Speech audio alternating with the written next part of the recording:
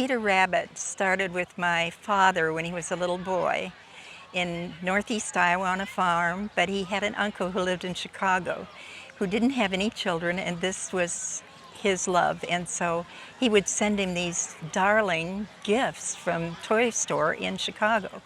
Peter Rabbit came to our house and our grandchildren, and they've all grown up with Peter Rabbit. And you bring him out? At Easter. Every Easter he comes out. As far as I know, he didn't play with him very much. He was an outdoor farm boy, you know, so I think he was more decorative.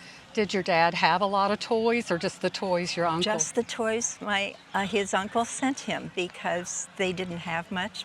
So they were treasured, and I have almost all of them. My father is a young boy, and this is the uncle that sent him all the toys. Oh. And they were always close. He may have been bought in Chicago, but he originated in Germany.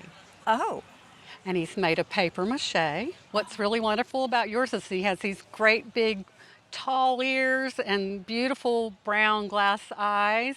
Oh my gosh, I can't even get started on these shoes. They are molded and painted and have the little shoe buttons going up the side. And he was actually made originally in the 1890s. Really? And they made them later too, so it may fit more with when your daddy received the doll. About 1911, we think is when he received it. They still are making them. Are they still making these? They're still making them. He has on just a wonderful outfit of wool felt, but I think the most fun thing about him is the fact that he is a candy container.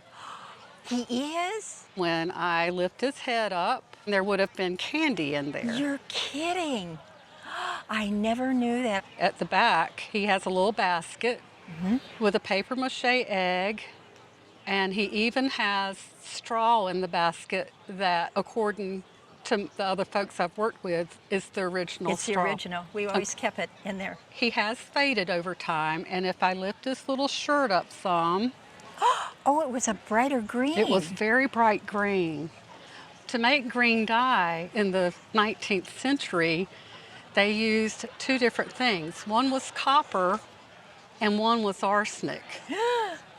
And of course I kind of panicked because I'm like, this is a candy container. With arsenic in there. But I spoke to a textile expert and they told me that this one was done with copper. Oh, good. So we're safe. He does have some damage. You can see it running down his nose and a tip of one ear. I see a lot of paper mache Easter rabbits all the time. Really?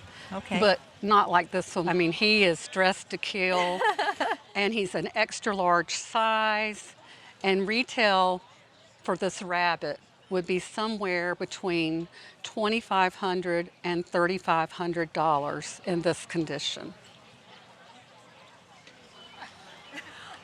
Wow, that's a lot of candy. That's amazing. I have seen the same similar candy container, and it was mint in good condition, sell at auction for $10,000. Wow. Well, he's priceless to us.